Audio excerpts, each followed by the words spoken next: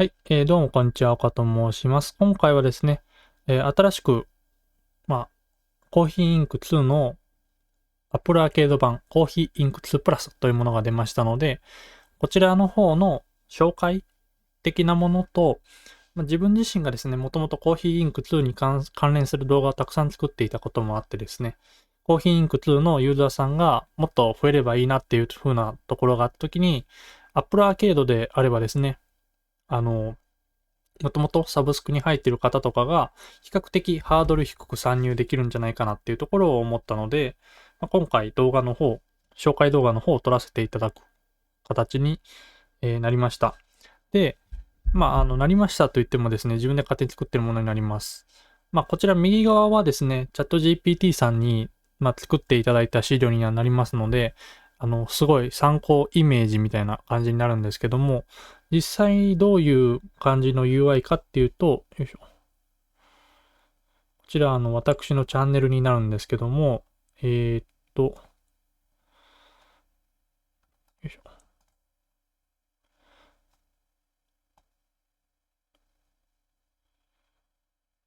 まあ、こんな感じですね。ちょっと違う、イメージと違うかなって、サムネのイメージとは違うかなって感じになるんですけども、こういった感じで、いろんなところにテナントがあって、そのテナントにですね、お店を入れて、よいしょ。実際に店舗運営を行うみたいなところから始まるゲームになります。で、岡ゲームチャンネルというチャンネルを運営しておりまして、こちらではですね、コーヒーインク2の主に上場までとあったりだとか、スポーツチームの購入方法ってどうやるんですかみたいなものを聞かれたので、そういった感じの動画であったりだとかを投稿してますので、よろしければですね、チャンネル登録の方をしていただけると嬉しいです。コーヒーインク2以外の動画もね、徐々に作っていきたいなとは思ってるんですけども、現状、ネタのある限りはコーヒーインク2の動画を結構作らさせていただいております。そういったちょっとした番宣はいいんですけども、こういった感じのゲームがありますよっていう形になります。で、1店舗のカフェから世界的チェーンへっていうことで、コーヒーインク2はじめはですね、小さなカフェの創業者としてスタートします。店舗拡大と会社経営を進めていくビジネスシミュレーションになります。で、こちらは非常に事実で、ただ一方でですね、少しだけ指摘させていただくと、よいしょ。指摘というかですね、作っていただいたものですので、よいしょ、少しだけ言わせていただくと、なんていうか、よくあるですね、カフェ系のゲームってあったりすると、手元で実際にカチャカチャと何かしら動かしたりだとか、あとは、物を作ったりだとかする形になるんですけども、そういったものとは全く異なってますよっていう形式になります。どっちかっていうと、本当に店舗経営っていう風に、ここで書かれ、店舗の拡大と会社経営っていう風に書かれてるようにですね、主に経営面を取り扱うみたいなイメージですね。具体的に商品を開発したりとかっていうのも後々できるんですけども、どっちかっていうと本当に経営特化の、私好みのゲームではあります。他になかなかですね、こういった感じのゲームが多くはないので、カイロソフトさんのゲームとかやってる方であれば、カイロソフトさんの都市拡大系のゲームがあったと思うんですけども、そういったものにイメージとしては近いかなって思います。そういうのが好きな方におすすめです。一方でですね、普通にカフェ経営したりだとか、コンビニ経営系のゲームってスマホであったりするんですけども、そういったものが好きだよ、みたいな、店舗の在庫補充したりとかするのが好きだよ、みたいな方ってよりかは、本当に経営したりとか拡大したいみたいな方におすすめですね。で、カフェ運営の分かりやすさと会社経営の奥深さを両立してます。カフェ運営の分かりやすさっていうところも一応あるっちゃあるんですけども、会社経営っていうものの奥深さ、特にですね、初期であれば破産することなんて全然ざらにあります。っていうところもあって、上場まで、とにかく上場まで行くためにどういう風なステップを踏めばいいのかっていう風なのを、自分自身ですね、結構難しかったので、そういった動画を最初に撮り始めたっていうのがコーヒーインク2の動画を撮り始めたきっかけになりますので、そういったところでも結構難しいところ、会社経営の難しさっていう面でも楽しめるかなっていう風になってます。よいしょ。で、雰囲気ゲーではなく判断ゲーということでですね。店舗増やせば勝てるわけではない。高品質の面白さ、売上だけではなくて、コストや効率まで見てですね、経営判断を積み重ねることにあるっていう形で書かれてます。こちらも事実になりますね。本当に。で、価格を上げるべきか逆数を取りに行くべきか、広告は効くが、費用対効果がないと崩れる。数字の積み重ねが会社全体の伸び方を変える。っていう形になってて、売上だけでは勝てないっていう、本当にその通りで、店舗バンバンお金ある限り増やすみたいな。もう借金しても増やせば増やすだけ、じゃあ儲かります。売上が上がりますみたいなフェーズがあるんですけども、じゃあ上場前にですね、一回店舗経営っていうのを、ほったらかしにできるんですね、言ってしまえば。誰も運営してないっていうか、誰も管理しない状態で店舗経営を、本部のみで管理することができるんですけども、そこに店長を置いて店長に店舗を管理してもらうってなったら、各店舗ごとに値段が変わったりだとか、広告のかけ方を変えたりだとか、あとは店舗の従業員をどういう風に雇うか、人数とか、時給であったりだとかっていうのを変えることができるんですね、店長さんを置いたら勝手に。で、それを、本部でもともとは運営する形なんですけども、余裕出てきたら上場することになるので、上場する際に、その、各店舗に勝手に店長を配置してくれるような役員さん雇うことできるんですよ。で、それした途端に、今まで売上高すっげえ右肩上がりで、利益も右肩上がりだった。で、各店舗に店長さんを置きましたと。で、売上高が、前期と同様に上がってるのに急に赤字転落するみたいなパターンもあるんですよね。っていう時に、じゃあ、なんでそれ赤字転落したのみたいなところを見たりだとか、じゃあ逆に、その状態のまま黒字にするにはどうすればいいかっていうのを考えないといけなかったり、っていう中で、そういう主に判断っていうのが結構問われるゲームにはなってます。で、書いてる通り本当に売上高が上がる。で、家賃っていうのはちょっと概念的に、多分不動産のフェーズになるとは思うんですけども、一応、運営費みたいなイメージだとは思います。で、人件費が上がります。広告費が上がります。で、広告費を上げると、実際に店舗に人が入ってくるんですけども、シェア率っていうのが見ることができて、その都市における。そのシェア率っていうのを確認しながら、広告費ってこんだけ効果あるんだなっていう風なのは確認できます。で、売上も確認できますけど、結局利益から引かれてしまうので、そういったところでどれくらい利益を残せるのか。この都市に対してこの広告費バンバカ売ってんの今正解なのとか、ライバルに比べてどれくらい顧客取れてるのとか、そういうところで市場支配するっていう意味合いで、じゃあどういう風に戦略的に立てていって、で、どれくらいまで広告費上げれば利益が増えるのか、逆にその利益が減るフェーズも来るんですよね。間違いなく。過剰な広告してたら。っていうのも判断する。そういったゲームになってます。で、プレイヤーの仕事は店長から経営者へと変わっていく。序盤は店舗運営が中心だが進めるほどに視点は1店舗から会社全体を移っていくって。まず最初に立地、価格、商品、接客とかあるんですけども、ちょっと接客の部分っていうのはわからない。接客っていうかどっちかっていうと店舗に何を置くか。例えばフリー Wi-Fi を置いたりとかするのに費用かかるんですけども、そういった感じのものを置くと費用がかかる一方で、お客さん実際に来る量増えるし、利益も増えやすい傾向にあるんですよね。店舗の設備が充実してるほど。で、立地に対して、人がいっぱい来る場所は、よりですね、たくさんコーヒー作れるマシンにしないといけないんですけども、人が少ないところになってくると、じゃあ、じゃあ、その分ですね、コスト高いんですよ、一方で。コスト高いコーヒーマシン入れて、作る量は少ないんだけど、クオリティ高いコーヒー作りましょうみたいなことができるので、そういった面で、立地とかもあります。で、先ほどですね、よいしょ。家賃みたいなのあったんですけど、家賃も、ありますね。厳密に言えば。完全に頭から抜けてたんですけど、家賃もございます。店舗ごとに。家賃が高い場所であれば、人がいっぱい来るけど、ただ、家賃は高いですよっていう警告が出たりだとか、一方で、人が少ない地域になってくると、家賃低いけど、全然人来ませんよ、みたいな警告を下に書かれてたりしますね。で、拡大、複数店舗、ブランド運営って、全国どころかですね、いろんな世界に展開していくことができるので、そういう風にどんどん、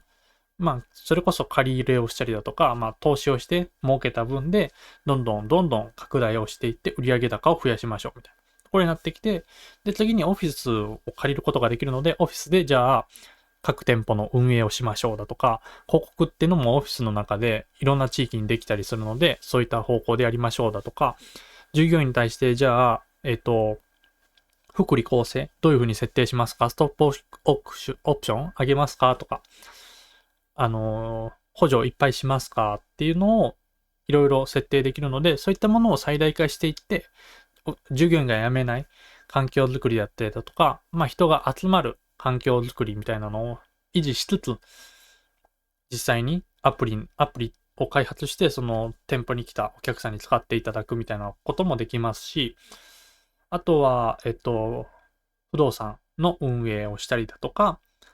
ベンチャーに投資したり、未上場のベンチャーに投資したりだとか、いろいろできるんですね。で、そちらが本来高品質であれば追加オプションで課金しなくちゃいけない場面もあるんですけど、Apple アーケード版になるとそちらが不要で全てオプションとして入ってますので、基本的に縛りなく最大限遊んでいただける形にはなってます。で、本社を作って最終的には経営、役員の採用を行って配当をして投資判断を行うみたいな感じのところになってきます。で、役員を採用してくると、どんどん自分の手からやるべきものが離れていくんですよね。商品開発っていうのも役員の方が判断して、現場で実際に勝手にやってくれたりだとか、で、アプリの開発の方も評価が下がってきたタイミングで、じゃあ、リメイクしましょうみたいなのを勝手に役員さんがやってくれるようになるので、どんどん、こう、カフェの運営っていうところから経営っていうところにシフトを変えていくことができる。そういった面白い要素があります。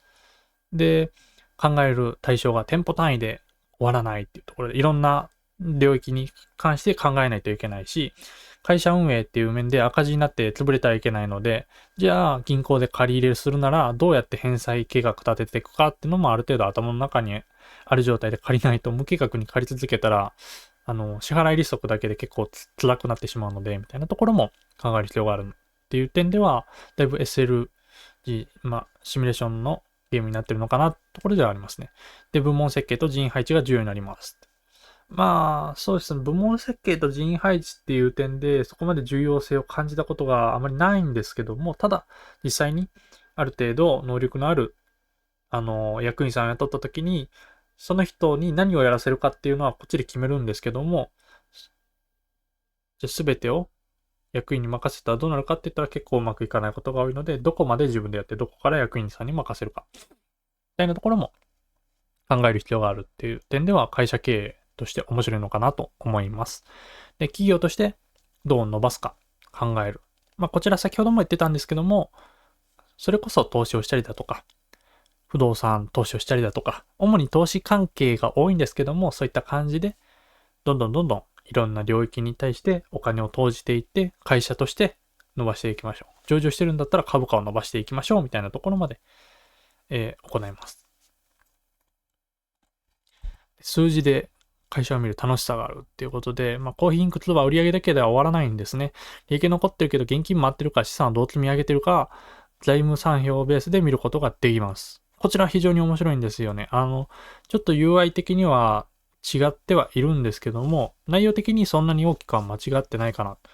感じではありますね。実際に見てる動画がどっかにあると思うんですけども、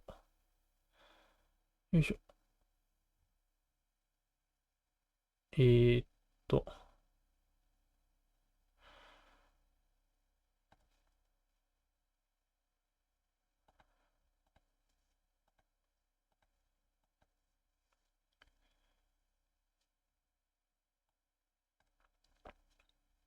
で、こっちを、よいしょ、して、こちら、実際に上場までノーカットの動画になるんですけども、上場後、こういった感じで純利益がこう伸びてきて上場できましたよっていうの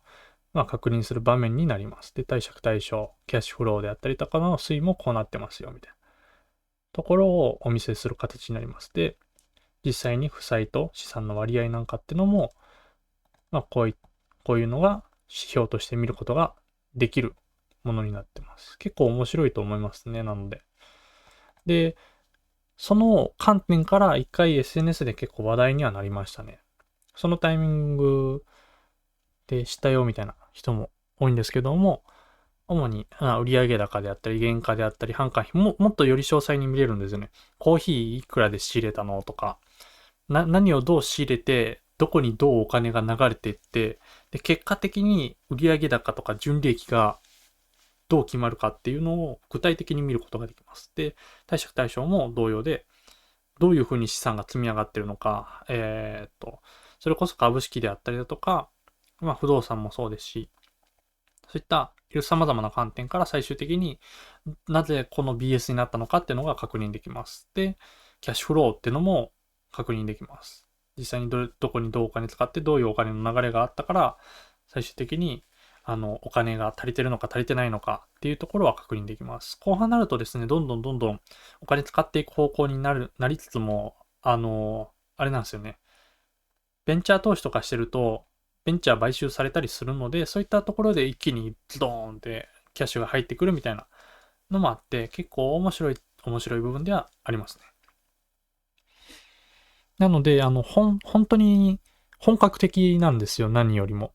何より本格的なゲームで面白いって言って、ネットで一回話題になったので、そういう感じのゲームが好きな方っていうのには、本当におすすめできるのではないかなと思います。はい。で、次に、よいしょ。店舗経営の先に IPO 投資買収があるっていうことで IPO できますと。M&A もできます。上場してる会社に対してのという縛りにはなるんですけども、M&A して店舗拡大をもっと加速しましょうみたいなこともできます。で、株式投資もできます。不動産もできます。実際もっと詳細を詰めていくとですね、不動産に関しては、コーヒーインクス通常版500円で購入された場合は、追加でお金払う必要あるんですけども、Apple アーケード版は、すでにですね、サブスクで払ってるので、そういったものが不要になってますよっていうところではございます。で、本質は、違い本質ではなくて入り口です。どちらも魅力は同じなんですね。ただ、入手方法が通常版単体購入するか、Apple アーケードでプレイするか。で、課金は買い切りと、追加要素は、基本的にまた課金して、追加で購入という形になります。で、コーヒーインク2プラスの場合は、アプリ内課金はないですよと。もうすべてここに入ってるので、不要です。で、機能としては本編遊べますと。で、それプラスアルファ、全機能と拡張込みで触りやすいっていう形になります。で、広告はこのゲーム基本的に両方ないので、一回買い切るみたいなイメージなので、広告はございません。なので、よくですね、広告ちょっと邪魔だな、みたいな風に思われる方も、そういった点は心配せずに遊べます。で、向いてる人としてはコーヒーインクスは単体で持っておきたい人ですね。一回触ってみたい。前にまでであれば、コーヒーインクス遊ぶには購入しかなかったんですけども、今はコーヒーインクスプラスがございますので、とりあえずちょっと経営系ゲーム興味あるな、みたいな時に、まず始めてみてはどうかなっていうところのものになります。なんせですね、Apple アーケードの強みっていうのは加入者なら試せるんですよ。で、追加課金なしで全体像に触れれるっていうことで、非常に入り口として優秀かなっていう。入り口として優秀っていう表現が適切かはわからないんですけども、経営ゲームやりてみたいな人っていらっしゃると思うんですけども、その際に、なんかイメージしてる経営ゲームと違うなみたいな。どうしても、店舗経営っていうよりかは、どちらかっていうと、物を売るみたいなところがゴールになる。いわゆる、私が昔、フラッシュゲームとかでよくやってたような、ピザ作るゲームであったりだとか、カフェで、商品を提供するようなゲームであったりだとか、そういった方向に傾倒しやすいんですけども、コーヒーインク2に関してはそれとは違ってて、比較的本格的な経営っていうのを楽しめる、数字の面で楽しめるゲームになってますので、そういった点でお勧めできます。ただ、iOS、特にですね、iPhone であったり iPad 限定になってますので、その点は本当に注意が必要かなとは思うんですけども、Android 版は現状ないので、なので、Apple の iOS 系を扱える方、かつ iPhone とか iPad がある方にお勧めできるゲームとなっています。で、刺さる人にはとても深く刺さるんですね。私もこちら非常に深く刺さってます。20時間とか余裕でプレイしてましたから、1日でね、ずっと回して伸ばしてみたいなやつなので、おすすめできる人は本当に経営ゲーム、タイクン系が好きな人ですね。カイロソフト好きな方結構刺さると思います。カイロソフトは比較的ですね、触りやすくて、ラフなイメージなんですけども、そちらより本格的です。どちらがいいとかじゃなくて、どちらにも良さがあって、その中でも特に本格的な経営よりのイメージかなとは思います。政治要素あったり、税金要素もあるので、そういった点でも縛り的なのがございますし、割とリアルな店舗経営とか会社運営っていうのを楽しめるかなって思います。で、数字見て改善するのが好き。こういった方にもおすすめですね。どうやって実際にじゃあ改善していけば、結果として利益増えるのかとか、売上増えるのかとか、売上が減るフェーズもあるんですけど、それが何の要因なのか、近所に、競合ができた場合に下がるのかとか、そういった点を確認しながらできます。で、会社経営や投資に興味がある。こちらも非常に向いてます。結局、ああいった産票を見ることができるので、どうやってじゃあお金の動きが決まってるのかなとか、投資ってなんか配当もらえるらしいけど、配当ってどういう仕組みなのかなみたいなのもわかります。結局会社が余った利益とかで、決めて出してるみたいな、出せる限り出すみたいなイメージなんですけども、そういったところを実際に配当出す側になるので、うわ、なんかすっげえ現金減ったって思ったら配当出してたみたいなパターンもあります。で、配当出して潰れる会社も結構コーヒーインクの中ではあったりしますね。業績がコーヒー屋さんで急激に悪化してると思ったら配当出してましたみたいな。で、他社ぶっ潰すこともできます。言ってしまえば。競合でめちゃくちゃ伸びてるとこあるなって思って、その地域に、連続で出店しまくって、一気に店舗拡大して広告費バンバン出して、で、他社の株価を下げて、業績を下げて、買収みたいな。そういった戦略もできます。で、合わない可能性がある人もいます。完全な放置ゲームを求める人、派手な演出や連続を重視する人、細かな数字や管理が極端に苦手な人には合わない可能性があるって言ってるんですけども、一回触れてみる分にはいいかなって思いますね。特に、すでに Apple Arcade に入ってる方とかであれば、一回触ってみるのはおすすめかなって思います。割と本格的だと個人的には思ってますので。で、まずは1店舗。そこから会社経営が始まりますよっていうことで、入り口はカフェ経営、本体の魅力っていうのは財務人材投資まで広がる深さ。会社経営とか会社運営とかっていう方向にシフトしていきますので、そういった深さであったり楽しみがこのゲームにはございます。で、Apple Arcade 加入者にとっては非常に試しやすい入り口になってるのかなっていうところもあります。一旦触ってみようかなみたいな時に選択肢としてコーヒーインク2プラスどうでしょうかっていう提案ですね。で、コーヒーインク2プラスの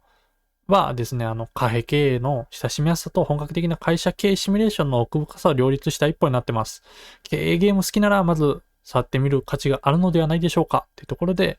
まずやってみませんかっていうところですね。で、実際に、Apple Arcade 側からちょっと考えてみると、よいしょ、調べてみたんですけども、よいしょ。料金的な部分として Apple Arcade 自体は月額9000円で年間6000円で楽しむ、年間で6000円で楽しめますよみたいな感じになって、だいたい200種類以上のゲームを遊び放題になってます。広告追加なし、でプレイ環境いろいろあります。で、年額を利用すると、毎月払うよりも4800円お得に利用できますよってことで。入ってる人は割と、年額で入るんじゃないかなみたいな、割と高めの月額設定なイメージであるんですけども、っていう形で。で追加で言うとですね、コーヒーインク2自体すごい評価高いです。4.7で、7949件の評価がございます。5言語対応でサイズ的にもそんなに大きくない。こういった感じの経営ゲームとなっておりまして、実際に評価もいろいろあります。実は買い切りじゃない1600円のゲームです。アプリですって言われてるんですけど、これはある種事実かなって思ってて、結局、これだけ買ったら全部遊べるんかなって思ったら、実は違ってて、アプリ内購入結構あるんですよね。っていう点で、ちょっとそういった評価が、あったりするんですけども、コーヒーインク、よいしょ。つのですね、表示できないかな。表示できないんですけども、できましたね。こちらのアーケード版に関しては全て入ってますので、そういったのを比較的気軽にプレイできるかなっていうところにはなります。で、評価自体もすでにですね、52件あって、評価5段階中50、5段階中 4.8 となってますので、そういった点でもですね、ぜひ一旦触ってみませんかって提案になります。iOS 限定なのがちょっと、残念というか、Android もあれば、もっといろんな人にできるのになみたいなところはあるんですけども、確かね、あくまで個人運営みたいな感じだったはずなので、そういったところもございますねって感じになります。よいしょ。ということでですね、今回は、コーヒーインク2プラスの紹介でございました。はい。